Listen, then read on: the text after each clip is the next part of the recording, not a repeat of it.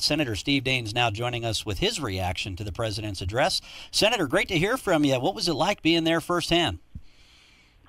Well, it was an exciting moment. I think President Trump gave one of the great State of the Union speeches that we've had in many, many years. It was inspiring. I so appreciated how he wove into kind of a sense of world history and American exceptionalism, as he pointed out those amazing D-Day, Normandy Beach veterans that were there, that liberated concentration camps, the Dachau survivor that was there. Just the entire evening, I thought, was just a great night for our country.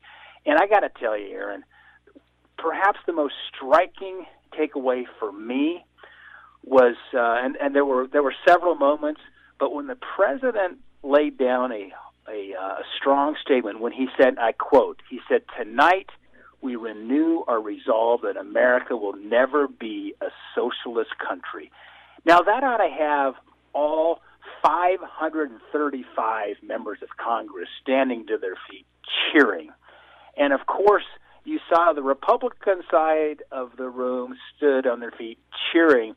The chilling moment for me, Aaron, was to look across at my colleagues that represent Democrats across the aisle there, when probably, a third of them might have got up tepidly, but most of them stayed sitting down. That, to me, draws the contrast of what's going on in this country, this divide between freedom and liberty and American exceptionalism, and, frankly, the move towards socialism are coming from the Democrats. When they talk about 70% plus tax rates, a socialistic European style of health care, to discontinue oil, natural gas, and coal in 12 years, is this Green New Deal they're talking about. Abortion, not only to the moment that the baby's delivered, even seconds after a baby is born, that they could still kill that baby. And I was so proud of President Trump and his strong stand for life last night. I don't think we've had a president that was that direct in standing up for the most vulnerable, the unborn. And the chilling fact is that we see what's going on with New York and with Virginia. It's not just the unborn.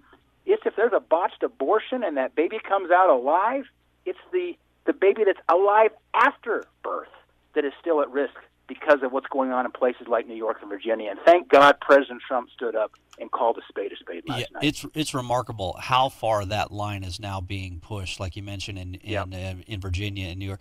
Well, and I don't know if you heard earlier, I was joking about, when President Trump talked about Venezuela. I mean, we saw it on TV. I don't know if you saw it from your seat on the floor of the Senate, but Bernie Sanders was slumped down so far in his chair when Venezuela got brought up that it looked like he was sneaking a scoop of Ben & Jerry's ice cream from underneath the seat in front of him. Well, you kind of wondered last night if we had two countries represented there, one the United States of America and the other Venezuela.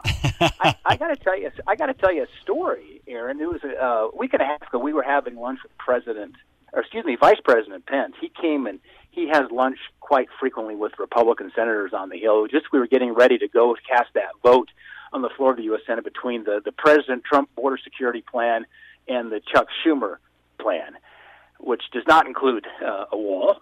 And as we had that discussion prior to the vote, one of the staffers came in and said, "Excuse me, there are about 20 newly elected freshman Democrats from the House that are marching down from the House down to the Senate. And they're just outside the conference room that we were meeting in, the Mansfield room, and they're going to go to the floor of the Senate." Now, a House member is allowed on the floor of the Senate, just like a senator is allowed on the floor of the House. So they have every right to be on the floor. But what was striking, Aaron, as we walked then from that meeting onto the floor of the U.S. Senate to cast our vote, I proudly cast that for President Trump's border security plan, we were being stared down by 20 of our Democratic colleagues. And I looked at one of my colleagues, Republican colleagues on the floor of the Senate, and I said, "Listen, we need to call them the Venezuelan caucus."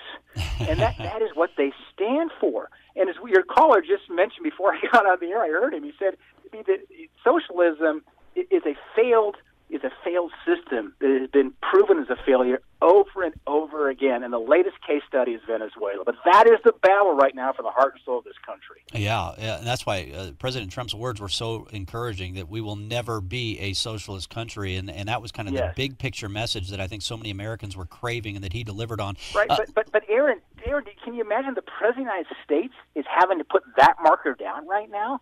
Saying we'll never be a socialist country. It should that be a given. shows you how far left the Democrats have moved.